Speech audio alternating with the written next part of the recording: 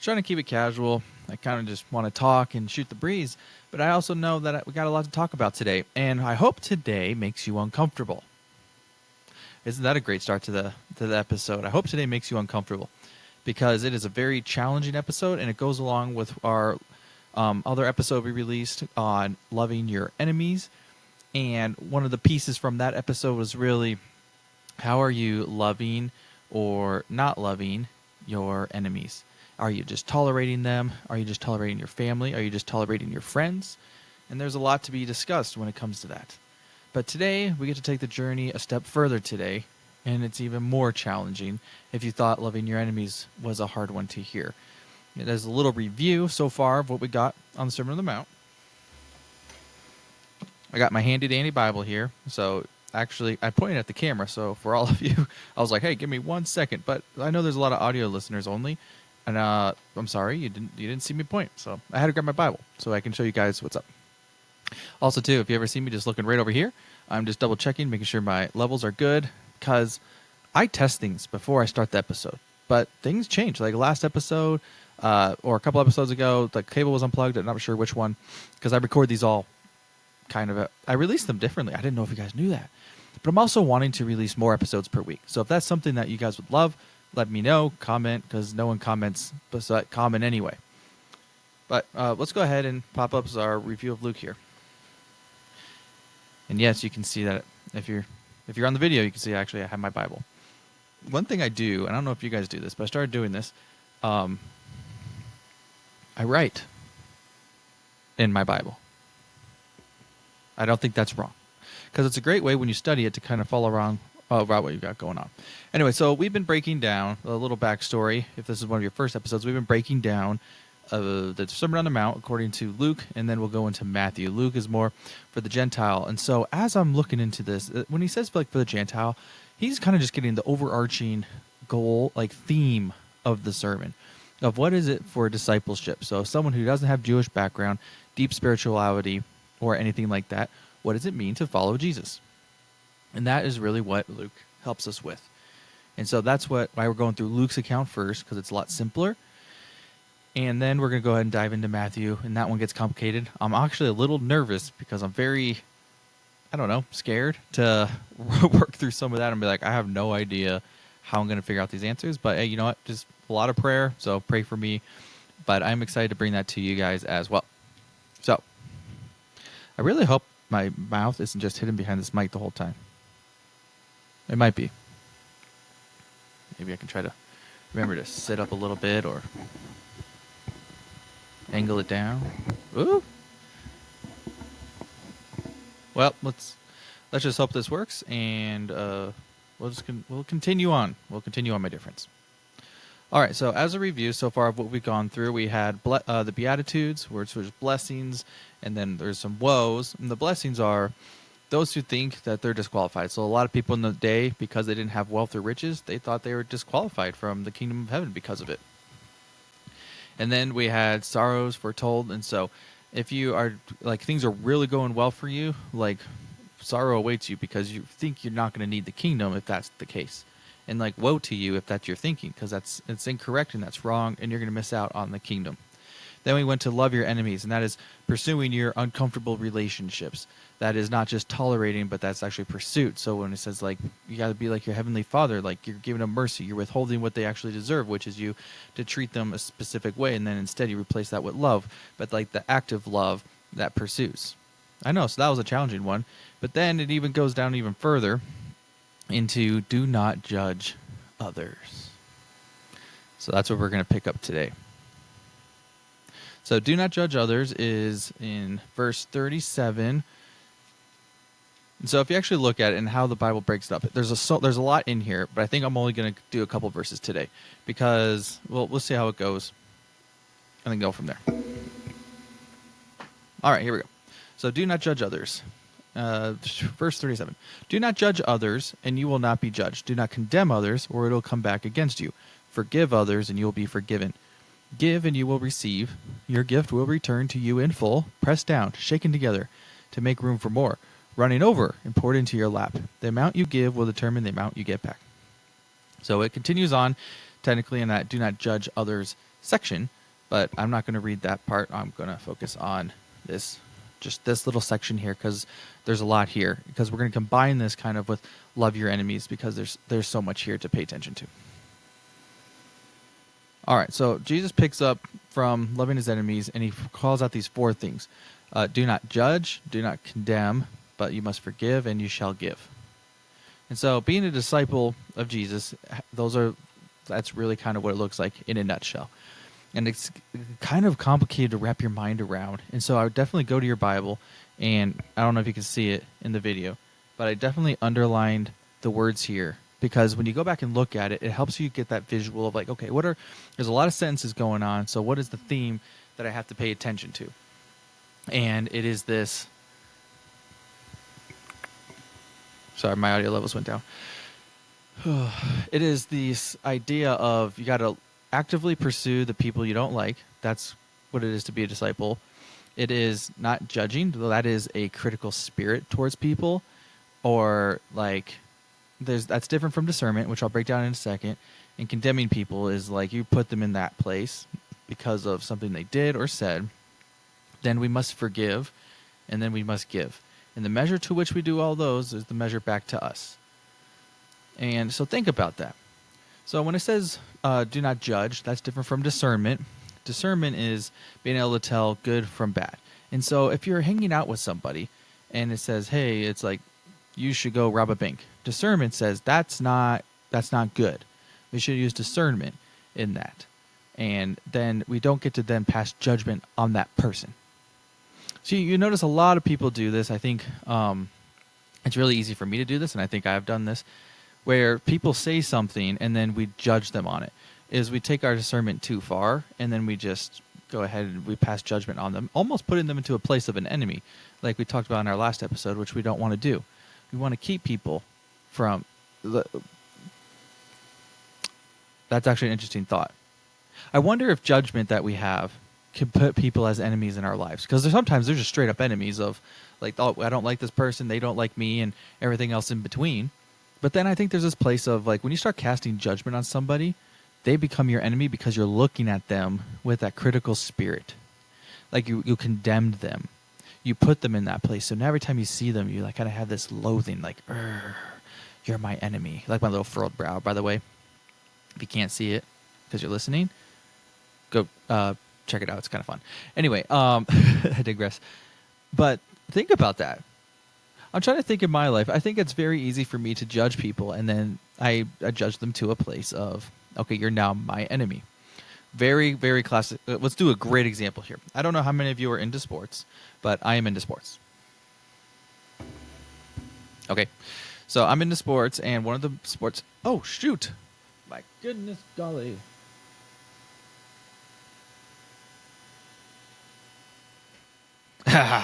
I'm going to keep that in there because that was so funny. But my foot hit the stand that the camera was on, and it fell down. And you guys got to see a nice little under table shot. So that was fun. But as I was saying, fantasy football. I play fantasy football, and it is very easy to peg an enemy. Do you know? So you find this one team, and you're just like, okay, I do not like this team because the guy... Usually you play with friends. Or if you don't, and you just play with a bunch of people you don't know, that works too. But everyone has this one team that you're just like, I don't love this guy's team because it's very dominant, and so you start judging them. You're like, oh my gosh, it's like your team is so good. I do not like them. I don't want them to win. All these things because it's a competitive sport. But not, like it's a competitive fake sport. Yeah, so however that works. But then you judge them so much throughout the season that eventually you get to the point where they're your enemy in the league. And I think that is a good comparison here. Is do we interact with people on our day-to-day, whether it's matters of theology, whether it's matters of politics, whether it's matters of how you should run your home, you should parent, for all you dads out there or moms that listen to this podcast. Pick your spectrum, anything. And are we judging people and putting them into a place of enemy based off the things that they're saying? And instead of just using discernment of what, like, to take the good and the bad with wisdom and evaluating ourselves, which actually gets a little bit further in. I might pull the Bible back out and read you the next two little sections because it kind of all ties together. But are we putting people to a place of enemy? Are you taking your league mate and you're judging him so much throughout the season that he finally becomes your enemy? And then you meet him at the end of the year and you're just like, I hope I just annihilate you and take him out, but then he'll win because Sam Laporta will get 5 touchdowns and everybody wins. Actually, not everybody wins. He wins. And then you're just like, okay, what is the point of all that hate and bitterness? That's why you got to keep a healthy conversation. But it's very easy to judge people and put them in the place of your enemy. So that's why, we can't have that critical. That's why the key piece of this is you have a critical spirit about that person. Discernment takes the ideas, judgment goes onto the person. And we can't do that. That's not our place.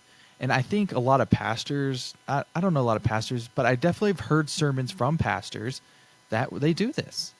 And I think if you're a pastor out there and you're seeing this little video, that I would really caution you on this, of casting judgment on people because they're not doing something the Christian way. Because there is something to be said about discerning those people, but we can't pass judgment on them and say harsh, critical things on that person.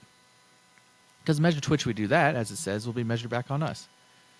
And that's something I found. I was like, wow, I think that's a very blurred line these days, is culture and society tells us to cast judgment and avoid and basically take matters into our own hands with the way we treat people.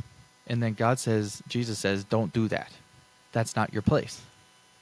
Your place is to, because what does he say? He says, love God with all your heart, soul, mind, and strength, and then love others as yourself. And that all the law of the prophets are all summed up. And that's everything. And then the Sermon on the Mount that we see in Luke takes that even a step further, where that means you're gonna love your enemies, you're gonna actively pursue your enemies, you're gonna withhold judgment on people, you're not gonna condemn them. Instead, you're gonna forgive and you're gonna be generous. Does that describe your life? Does that describe you following Christ? You following Jesus, your discipleship journey? I think it really has been hitting me like a box of rocks is that what I would describe as myself? Is that what other people would describe me as, being a follower of Jesus? Is he someone who's actively loving on his enemies, or the people that I know he doesn't get along with this guy, but I see him just always trying to pursue him and be friends with him and go out of his way for him? I see he's not judging him and putting him in a place he doesn't need to be. He's not condemning him. But instead, he's always forgiving. And he's always being generous to those people. That's a heart change. That Jesus fills you with the Holy Spirit. And it changes your heart to be able to do that. Because on our own, I don't think it's even possible. And that is a complicated. It's so countercultural. It's complicated. It's so simple, but it's so complex. Because it takes a lot for us to be able to do that. Oh, man. So, let's see here. Because later on in this verse, oh, shoot. I think I took my bookmark out. Oh, well. Matthew, Mark, Luke. So, speaking on the discernment piece, so that Jesus goes over, he keeps talking, and so verse 39. I'm going to read the rest of this, and then I'll just do a quick little time. Then Jesus gave the following illustration. Can one blind man lead another? Won't they both fall into a ditch? Students are not greater than their teacher, but the student who is fully trained will become like the teacher. And why worry about a speck in your friend's eye when you have the log in your own? How can you think of saying, friend, let me help you get rid of that speck, when you can't even get past the log in your own eye? Hypocrite. First get rid of the log in your own eye, and then you will see well enough to deal with the speck in your friend's eye. 1. A good tree cannot produce bad fruit, and a bad tree cannot produce good fruit. A tree is identified by its fruit. Figs are never gathered from thorn bushes, and grapes are not picked from bramble bushes. A good person produces good things for the treasury of a good heart. An evil person produces evil things from the treasury of an evil heart. What you say flows from your heart. And that is a guide for discernment, that last little section. But that's a lot of verses there. But all of these, maybe I'll have another episode and we'll break down that latter half together. But a lot of this is saying, before you, how do I handle this? Out of that place of not casting judgment and forgiving and being overly generous, and just in all those amounts, the generosity, the forgiveness, and withholding judgment, just go all out, be on top of the world and actively just super much. Sorry, I'm running my words together here.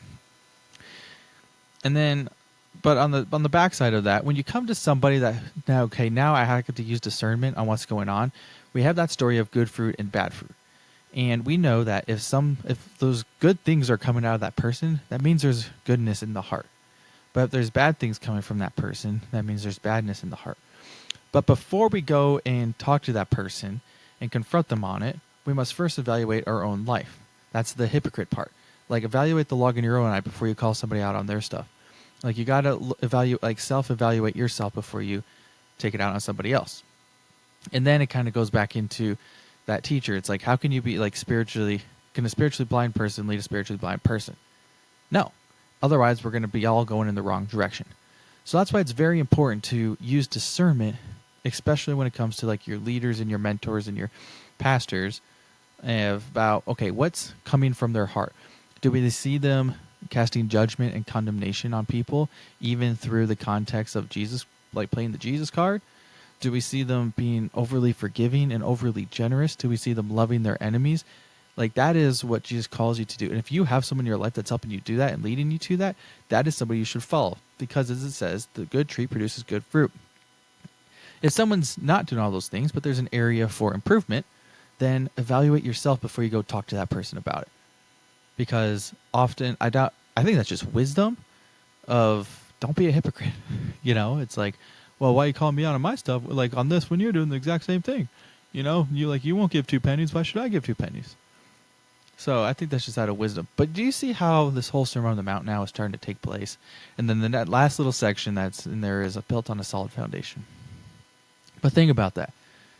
Think about, you're going to want to follow somebody. Like, the student can never be greater than the teacher. So the ultimate teacher is Jesus. So no one will ever be greater than Jesus.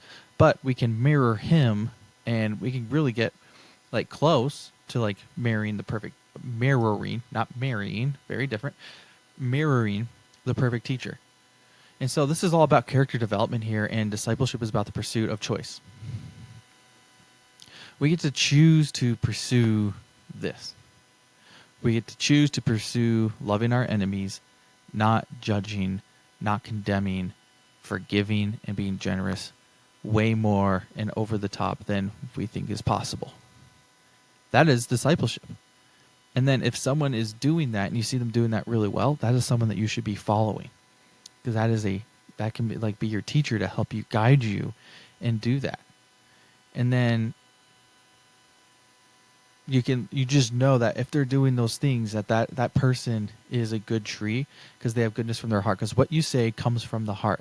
What your actions speak louder than words sometimes. So what people even do, like, reveals the heart. So, but those are, like, the base teachings of love your enemies, don't judge and condemn, forgive and be generous. Those are, like, that is the base of the kingdom of heaven discipleship. And that is really, it's amazing that we can take this whole Sermon on the Mount and break it down to kind of just a couple words through all those examples that were given. But it takes a lot of deep evaluation. Like I said, we've been in the series for I don't know how long, but now we kind of just like, wow, I love that we started with Luke. Because Matthew, you have this huge chapter with so much going on. Then Luke's like, just give me, like, the bones. What are the bones of discipleship? And it's love your enemies. Don't judge and condemn. Forgive and be generous more than you think it's possible. That's the character I want to have at the end of the day. What is the character you want to have at the end of the day? At the end of the day, with your wife and your children, is that what they want? Is that what you want them to think of you? As someone who's just been forgiving, has been generous, doesn't harbor judgment and condemnation towards somebody? And if your wife did something against you and she might be, like, your enemy because of that, did you pursue her and love her regardless of that and work toward reconciliation honestly? Do you have a friend or a family member that you're just avoiding because you don't want to actively love them, but maybe you're just tolerating them when you're in their presence because you have to be? Have you judged them in your mind? Have you judged them in your heart? Have you already condemned them out of a place of a critical spirit to where they belong? About, like, wow, like, what you said is all messed up, so now I put you here. Do you need to forgive somebody? Do you need to be overly generous in your forgiveness? Do you need to be overly generous with your actual stuff? I don't know, time, money. What is it? What is it? Time, money, and something else. There's like three things. Talent, time, talent, and treasure. That's what people say. Like, are those the three things that you can be extremely generous with? Just be generous with your life. Like, think about you. Think about your certain situations you got going on right now and how this can apply to you. And if you really want these things to be reflected. Because if you're reflecting these things, you are reflecting the teacher. And the teacher is Jesus. And if you're reflecting Jesus to the world, that's how they know that you're a Christian. In the day and age of, wow, I'm done with church people, I'm done with everything, it's because we have so many people going to church who aren't pursuing discipleship. People aren't taking it seriously enough. People aren't choosing to do these things. You know, some people say, like, I don't want to do these things because I don't have to, like, live a certain way. Otherwise, it's legalistic. No, legalism is you have to do something to earn your salvation. Those are very different things.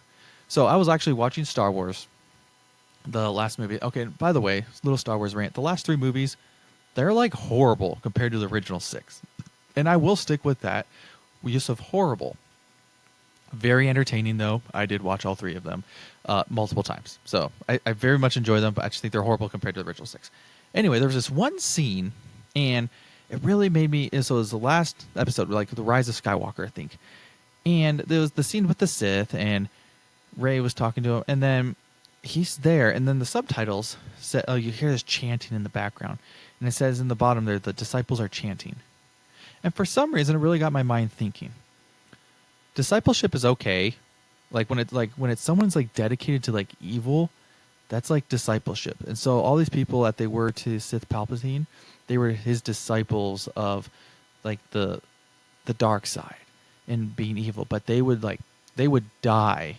They follow what he says to a regimented T, and they would die on his behalf because they're so bought into his message and what he says, and that's discipleship. And that is what Christians don't do, and that's what Christians are missing. And for some reason in the Christian life, we don't think that's okay, and we think that's weird if someone's that sold out for following what Jesus says is right and true, and like willing to like die on that hill. Like, we have the martyrs to look at, and that's what they were doing. They're like, Jesus called us to live this way, and I'm going to die with believing this. I am a disciple. Discipleship and being a Christian are very different things. I mean, modern day Christian, because like the modern day Christian just says, I just go to church, I try to stay clean, I morally don't shake the boat of morality.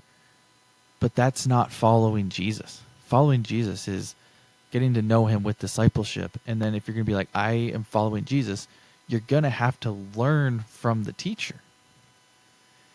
So I feel like I'm kind of ranting at this point, but you see what I'm saying here? Like, you're going to follow the teacher. You're going to have to make a choice to love your enemies, stop judging, forgive, and be generous.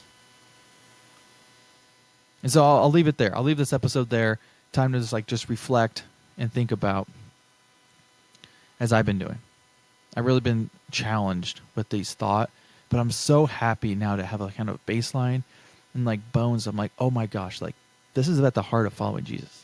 This is what Jesus did to everybody he encountered. And that's who I want to be known at the end of the day, at the end of my life. I want to be known as somebody who loved his enemies. He didn't judge them. He forgave, and he gives. Gives in more than just financially, just in just any way that he can. And life is hard. We're not Jesus. We can't do things perfectly. But man, wouldn't that be great to be on your tombstone? Because one day we're going to die, and someone's going to write a message on your tombstone. And what do you want to say? This person went to church on Sundays, or this person was a disciple of Jesus? Well, everybody, thank you for joining us today on this episode. I hope it was an exciting adventure, especially when my camera fell down halfway through. But that's okay. I like to just talk and pretend that like you're here in the room with me, sitting down. I would also, in the new year, I'm going to start doing my podcast tour of getting guests on here and hopefully trying to get on other people's shows. Just starting to build connections with people, and follow me to the King stories. We're still going to do those, but with the new baby that I just had and the new holiday season, I'm like, okay, we're not going to do any interviews right now. Let's get everything set up in January. So that's what we're going to do. And actually, I think this episode might be coming out. I don't know.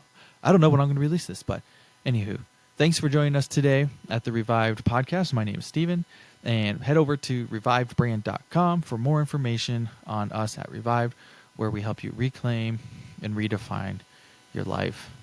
I think that sounds pretty good. Just honestly, welcome to Revived. We help you reclaim and redefine.